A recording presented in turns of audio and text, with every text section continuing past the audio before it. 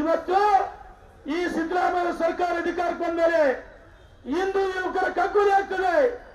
ಮಂಡ್ಯದಲ್ಲಿ ಹನುಮಾನ್ ಭಾಗವಧ್ವಜನ ಆರಿಸಿದ್ರೆ ಅದನ್ನು ಕೆಳಗಿಳಿಸ್ತೀರಿ.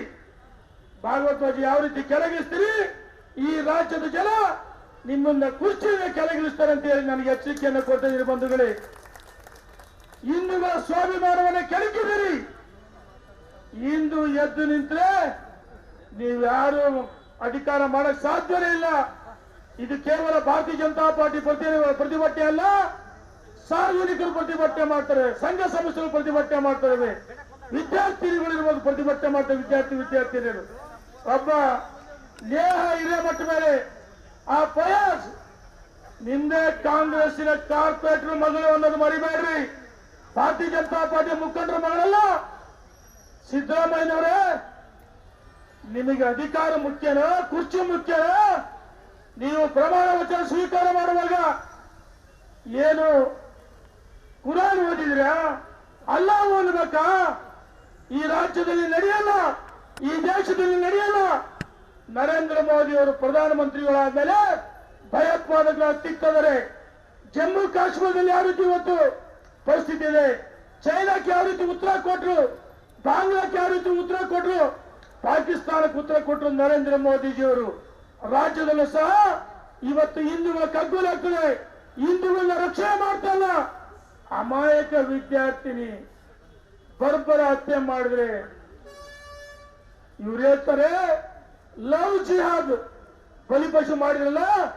ನಿಮಗೆ ತಾಕತ್ತಿದ್ರೆ ನಿನ್ನ ಸರ್ಕಾರ ಇದೆ. ಸಂತೋಷ್ ಲಾಡ್ ಏನ್ ಹೇಳ್ತಾರೆ, ಎನ್ಕೌಂಟರ್ ಮಾಡ್ರಿ. ರೇ ಸಂತೋಷ್ ಲಾಡ್, ನೀನೊಬ್ಬ ಸಚಿವನ ಮರಿಬೇಡ್ರಿ. ಹೇಳಿ ನಿಮ್ಮ ಮುಖ್ಯಮಂತ್ರಿಗೆ, ಹೇಳಿ ಗೃಹ ಸಚಿವರಿಗೆ. ಇವರು ವೈಯಕ್ತಿಕ ಕಾರಣ ಅಂತ ಹೇಳ್ತಾರಲ್ಲ, ನಮ್ಮ ಮನೆಯಲ್ಲಿ ಹೆಣ್ಮಕ್ಳು ಸುಮ್ಮನಿರ್ತೀರ ನೀವು? ಇವತ್ತು ಹಿಂದೂಗಳು ಅರ್ಥ ಮಾಡ್ಕೋಬೇಕು. ನಾನು ಒಂದೇ ಮಾತು ಸಿದ್ದರಾಮಯ್ಯ ಹೇಳಕ್ಕೆ ಇಚ್ಛೆ ಪಡ್ತೀನಿ, ನಿಮಗೆ ಹಿಂದೂಗಳನ್ನ ರಕ್ಷಣೆ ಮಾಡಕ್ಕೆ ಸಾಧ್ಯವಾಗಿದ್ರೆ ಕುರ್ಚಿ ಬಿಟ್ಟು ಕೆಳಗಿಳಿರಿ.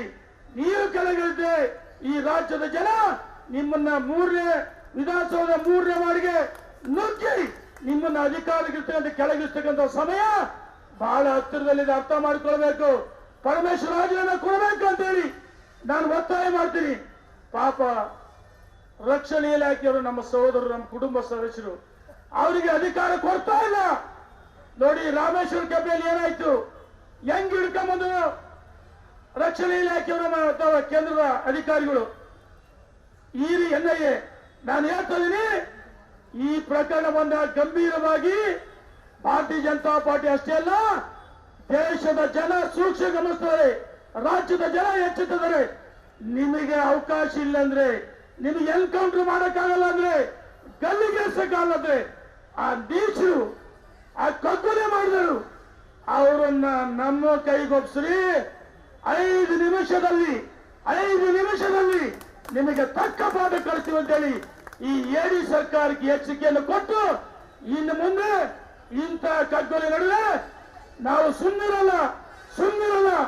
ನಿಮ್ಮ ಮನೆಗಳ ಮೇಲೆ ಹಲ್ಲೆ ಮಾಡ್ತೀವಿ, ನಿಮ್ಮನ್ನ ನುಗ್ಗಿ ಏನ್ ಮಾಡ್ಬೇಕು ನಮಗೆ ಗೊತ್ತಿದೆ ಅಂತ ಎಚ್ಚರಿಕೆಯನ್ನು ಕೊಟ್ಟು ಈ ಸರ್ಕಾರಕ್ಕೆ ಮಾತಾಡಲು ಅವಕಾಶ ಮಾಡಿಕೊಟ್ಟಂತ ಜಿಲ್ಲಾಧ್ಯಕ್ಷರಿಗೂ, ಎಲ್ಲ ಪದಾಧಿಕಾರಿಗಳಿಗೂ ಹಾಗೂ ಸಭೆನಾಡು ಎಲ್ಲ ನಮ್ಮ ಮುಖಂಡರುಗಳಿಗೂ, ದೇಶಭಕ್ತ ಸಂಘಟನೆಗಳಿಗೂ, ವಿದ್ಯಾರ್ಥಿನಿಯರಿಗೂ, ಮಾಧ್ಯಮದ ಸ್ನೇಹಿತರಿಗೂ ನಮ್ಮ ಭಾರತ್ ಮಾತಾ ಕಿ ಜೈ ಶ್ರೀರಾಮ್.